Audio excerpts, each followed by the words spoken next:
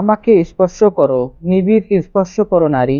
অলৌকিক কিছু নয়, নিতান্তই মানবিক জাদুর মালিক তুমি। তোমার স্পর্শেই শুধু আমার উদ্ধার। আধুনিক কবি হেলাল হাফিজ 13 ডিসেম্বর 2024 খ্রিস্টাব্দে মৃত্যুবরণ করেন। তিনি দীর্ঘদিন ধরে গ্লুকোমায় আক্রান্ত ছিলেন। ঢাকার শাহবাগের এক হোস্টেলে বসবাস করতেন। সেই হোস্টেলের বাথরুমেই তিনি পড়ে যান। প্রায় 30 মিনিট অতিবাহিত হওয়ার পর হোস্টেলের নিরাপত্তা কর্মীদের সহায়তায় বাথরুমের দরজা ভেঙে অচেতন অবস্থায় তাকে উদ্ধার করা হয়। বঙ্গবন্ধু শেখ মুজিবুর রহমান বিশ্ববিদ্যালয় হাসপাতালে চিকিৎসাধীন অবস্থায় মৃত্যুবরণ করেন। কবি হেলাল হাফিজকে প্রেম ও বিরহের কবি বলে অনেকেই চিনে থাকেন।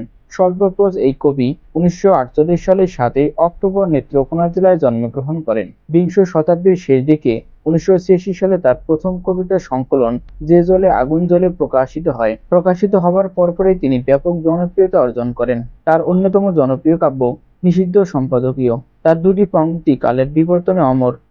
এখন যৌবন যার মিছিলে যাবার তার শ্রেষ্ঠ সময়, এখন যৌবন যার যুদ্ধে যাবার তার শ্রেষ্ঠ সময়। এরপর দীর্ঘ 26 বছর পর 2012 সালে প্রকাশ করেন তার দ্বিতীয় কাব্যগ্রন্থ কবিতা 71। 1948 সালে 7 অক্টোবর নেত্রকোনা জেলার আটপাড়া উপজেলার বড়তলী গ্রামে জন্মগ্রহণ করেন। তার পিতার নাম খোরশেদ আলী তালুকদার আর মাতার নাম কোকিলা বেগম। 1965 সালে নেত্রকোনা দত্ত হাই স্কুল থেকে এসএসসি এবং 1966 সালে নেত্রকোনা কলেজ থেকে তিনি এসএসসি পাশ করেন। ওই বছরেই কবি ঢাকা বিশ্ববিদ্যালয়ের বাংলা বিভাগে ভর্তি হন। ঢাকা বিশ্ববিদ্যালয়ের ছাত্র অবস্থায় 1972 সালে তিনি তৎকালীন জাতীয় সংবাদপত্র দৈনিক পূর্বদেশে সাংবাদিকতায় যোগদান করেন। 1975 সাল পর্যন্ত তিনি ছিলেন দৈনিক পূর্বদেশের সাহিত্য সম্পাদক। 1976 সালের শেষ দিকে তিনি দৈনিক দেশ পত্রিকার সাহিত্য সম্পাদক পদে যোগদান করেন। সর্বশেষ তিনি দৈনিক যুগান্তরে কর্মরত ছিলেন।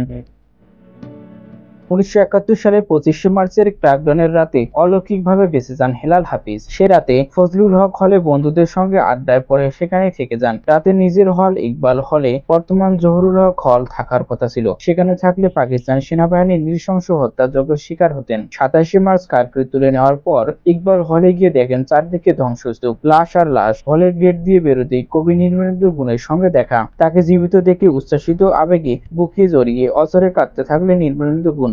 ক্র্যাকডাউনে হেলাল হাফিজের কি পরিণতি ঘটেছে তা জানবার জন্য সেদিন আজিমপুর থেকে ছুটে এসেছিলেন কবি গুণ। পরে নদীর ওপারে রানীগঞ্জের দিকে আশ্রয়ের জন্য দুজনে বুড়িগঙ্গা পাড়ি দেন।